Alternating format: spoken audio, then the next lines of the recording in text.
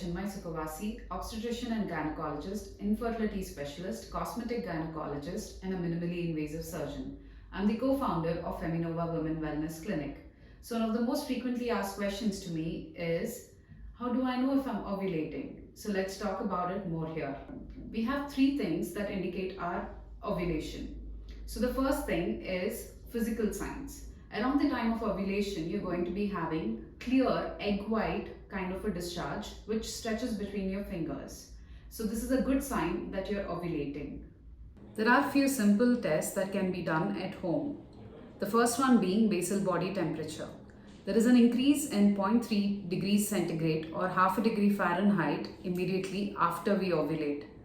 So why is this there? Because we synthesize progesterone after we ovulate, and that leads to increase in temperature. The basal body temperature can often be very frustrating because there is an increase in temperature after we ovulate. So how do we use this to our advantage? Just before the anticipated increase in temperature, we plan intercourse 6 days prior.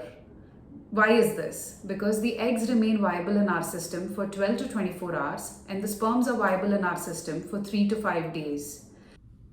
The second home test that we can do is called the ovulation predictor test, or the LH kits, which are available over the counter in every pharmacy these days.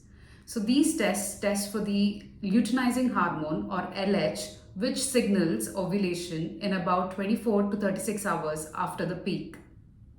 We should start these tests 1 week before we anticipate our ovulation. And when should we anticipate our ovulation usually? If our menstrual cycle is for about an X number of days, we subtract 14 days, and that is approximately the time when we should anticipate our ovulation.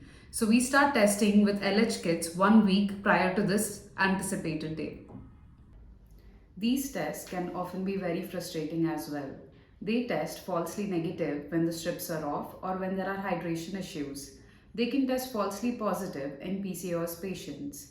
So if you ask me, doctor, I have 1 day to plan intercourse and which is the best window for me to conceive? It is on the day that these tests first test positive. So don't wait until these tests turn out to be positive. Have intercourse a couple of times during the week of the anticipated ovulation or the anticipated LH kit to be positive. And that's the best way to go about. So what are the tests that you can get done in your doctor's office? The first one is called the follicular scan. Follicle is a fluid bubble which has the egg inside it, which ruptures from its surface, and the egg is released and it is consolidated into a mass called corpus luteum. And all these changes can be noticed in your follicular scan. And at what size of the follicle does this happen? This happens approximately from 18 to 22 mm size of the follicle. So the second test that you can get done in your doctor's office is the serum progesterone test. There is no progesterone in our body before we ovulate. There is progesterone only after we ovulate. So a value of more than 3 nanograms per ml is indicative that you have ovulated in this cycle. If this content interests you, please subscribe and share. Thank you.